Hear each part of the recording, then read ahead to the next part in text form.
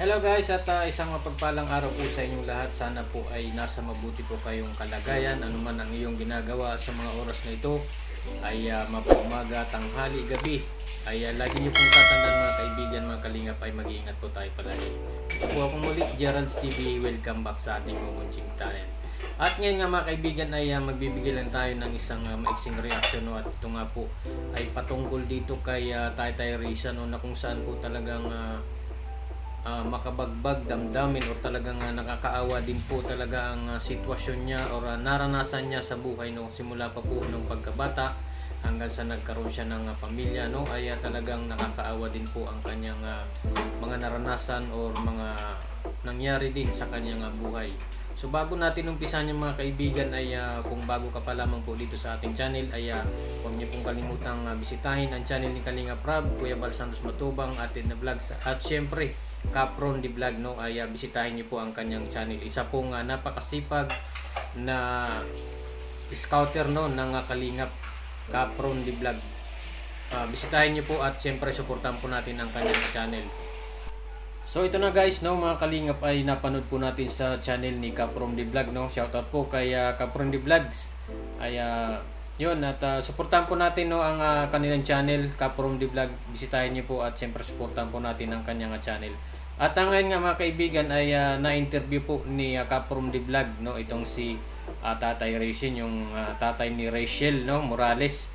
At magkasama nga po sila, no, sa isang sasakyan para sunduin yung mga pinsan o kamag-anak ni Tatay Rachel kasi merong parang mayroong pagsasalo-salo sa bahay nila, or meron sigurong parang kaunting handaan, or siyempre ayon kay Tatay Rizal ay matagal na nga daw po silang hindi nagkita ng kanyang mga pinsan, kaya yun yung time na sila po ay magbabanding, no, na magkakamag-anak. At yun nga mga kaibigan ay sinundo po ni Capron D kasama itong si Tatay Rizal, no, sa pagsundo doon sa mga kamag-anak niya. At nung time na yun mga kaibigan ay nakwento nga ni Tatay Rizal kung ano yung mga naranasan niya, kung ano yung mga nangyaring mga bagay-bagay, no, sa kanyang buhay simula po nung siya ay binata hanggang sa nagkapamilya, nagkasawa at nagkaanak, ay naikwento po ni Tatay Rizal dito kay Capron the Vlog. At ayon nga dito kay Tatay Rizal, no, ay madami po siyang naranasang talagang napaiyak siya kapag naiisip niya, no, hanggang sa ngayon. At naranasan niya nga din, no, nang siya po ay binata, ay nung siya po ay pumunta ng Maynila ata yun or sa bandang Batangas, no, parang nabanggit niya sa Tanawan, ay doon niya po naranasan na makipagsapalaran, maghanap siguro ng trabaho, at nagkaroon din ng time na wala siyang mahanap na trabaho, wala rin siyang matuluyan, no, na talagang nakakaiyak po yung kanyang kwento sa kanyang buhay. At ayon sa kanya, sa isang beses or sa isang araw ay minsan ay hindi po siya nakakain, no, maghapon wala siyang kain, walang laman ang kanyang tiyan, at tanging tubig lang ang kanyang iniinom, no, tubig lang ang laman ng kanyang tiyan. At pagkatapos noon ay matutulog siya po nang wala pong laman ang kanyang tiyan. Yun po ang kanyang kwento dito kay Capron D. At syempre ayon sa kanya ay talagang nagsisikap siya mga kaibigan, mga kalingap, na hindi mangyayari sa kanyang anak yun, no, na ang naranasan niya nung siya po ay binata pa. At syempre nakikita naman natin na kay Tatay Rizal kung gaano siya kasipag at talagang hindi niya pinapabayaan yung kanyang anak. Sa napanood po natin, no, sa mga vlog dati dito ni Kalinga Prab dito kay Tatay Rizal, ay naikwento niya na nga, no, kahit si Rachel, no, naikwento niya, napapaiyak pa siya na naaawa nga siya sa kanyang tatay, no, dahil kahit na may dinaramdam or iniindang sakit ay patuloy pa rin siyang nagtatrabaho para lang po meron po silang makain, may panggastos, dahil nag-aaral din po itong mga anak ni Tatay Rizal. So minsan nga nakwento pa ni Tatay Rizal dito kay Capron D na may gabing umiiyak, no, itong si Tatay Rizal dahil naiisip niya kung ano naman po ang mangyayari sa kinabukasan ano ba ang makakain ba nila, no? Ano ba ang magiging panggastos, maibibigay niyang pambaon sa kanyang mga anak, siguro ganun, no?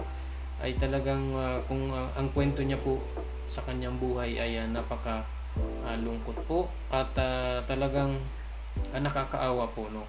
Pero dahil sa kabutihan po din ng kanyang kalooban at damdamin, dahil mabait naman po itong si Tatay Rizal, ay pinagpala din po siya ng mga kaibigan. At ito nga ay nasumpungan siya ng kalingap, at ito natulungan siya ng kalingap na paggawa ng bahay, at natutulungan talaga, nagkaroon siya ng mga sponsor, no, ng mga mabait, at ngayon nga ay patuloy pang silang natutulungan, no, ng kalingap nila Kuya Bal Santos Matubang, Kalingap Rab, at syempre yung ibang mga sponsor, no, na talagang hanggang ngayon ay patuloy pa rin po ang kanilang blessing, dahil po yan din, no, sa kabaitan at kabutihan ay pinapakita ng pamilyang Morales, na ito nga nila Tatay Rizal, ano.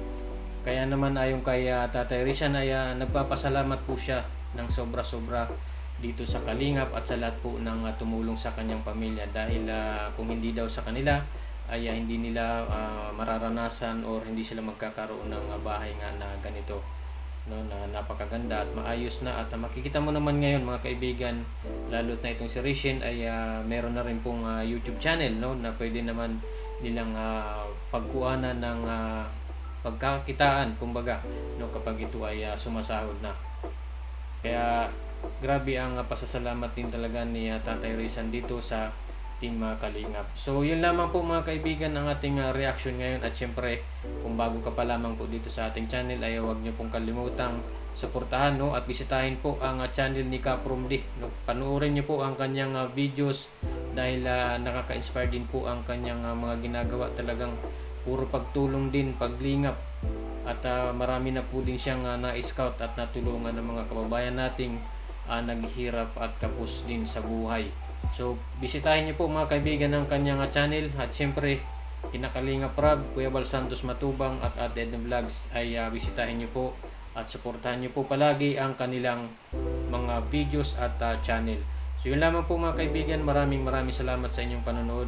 Huwag kalimutang mag-like at subscribe, at pakihit na lang po ng notification bell para updated ka sa ating mga bagong i-upload ng mga videos. Maraming salamat po, at God bless you all.